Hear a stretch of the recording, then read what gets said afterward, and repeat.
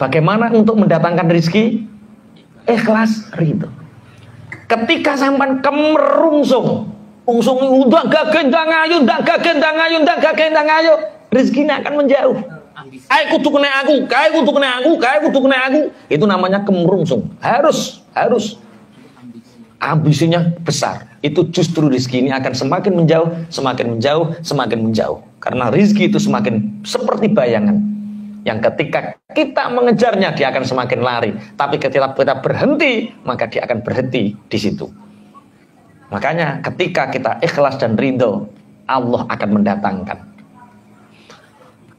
Orang yang diuji Allah, anaknya nakal, itu karena pikirannya takut anaknya nakal.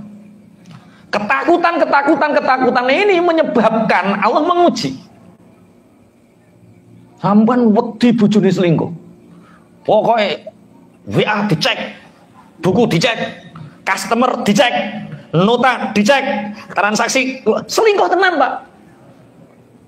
Nggak percaya, buktikan. Ayo, berani bertaruh saya. Karena apa? Orang itu diuji dengan apa yang ditakutkannya. Karena takut itu sebagai bentuk dia tidak ikhlas dan ridho. Makanya agar kita dicintai istri kita, apa yang kita lakukan? Ridho karo ikhlas.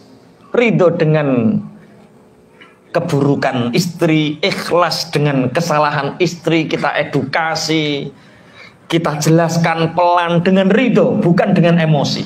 Apa yang terjadi? Allah akan mendatangkan kasih sayangnya. Karena apa? Kita ridho, ikhlas. Anak sangking wedine nakal, masya HP dicek iki sapa le jenenge le. Jam piro? Neng ndi? Wah lah. Anakmu kaya robot, kaya karyawan sing kudu ceklot, kaya guru. Jam sini harus di sini lah itu. Tapi bagaimana ridhokan dengan Allah? Ya Allah aku ridho. Ya Allah aku ikhlas. Belajar bagaimana arti sebuah keikhlasan. Jadi ketika kita sudah mencapai titik keikhlasan, baru Allah memberikan. Ketika ikhlas melepas, Allah mendatangkan. Kalau kita belum ikhlas melepas, maka sesuatu belum didatangkan oleh Allah agar kita sampai betul-betul ikhlas. Nabi Yakub alaihi salam ketika melepas Nabi Yusuf 45 tahun. Jadi nanti pertemuan Nabi Yakub dengan Yusuf itu berapa tahun? 45 tahun.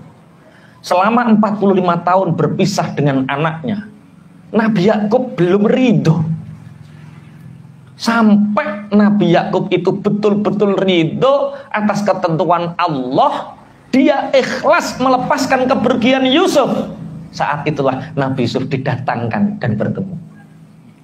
Zulaikha nanti sama. Jadi love story-nya itu cerita cinta Zulaikha itu diijabah oleh Allah.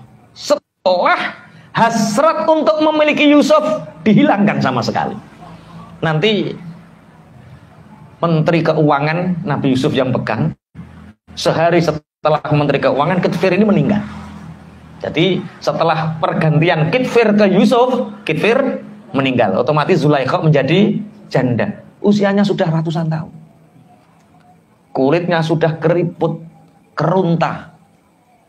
Akhirnya Zulaikha melepaskan, ya Rob aku ikhlas kehilangan Yusuf. Seumur hidup aku ridho seandainya Yusuf bukan suamiku.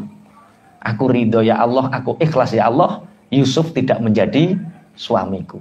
Saat itulah nanti malaikat Jibril datang dan merubah didatangkannya Yusuf ke Zulaikha, sehingga Zulaikha diciptakan oleh Allah menjadi muda lagi, perawan lagi, dan mendampingi Nabi Yusuf selama 40 tahun. Tahu agar sesuatu datang kepada kita? Ikhlas, ridho. Aku menitipkan anakku padamu ya Allah, karena sebaik-baik penjagaan adalah penjagaanmu. Dimanapun anak kita dijaga sama Allah. Dimanapun istri kita dijaga sama Allah. Dimanapun rezeki kita didatangkan sama Allah. Karena kita apa? Ridho dan ikhlas. Berarti sing kemurungsung-kemurungsungi mulai tensinya didunke ya.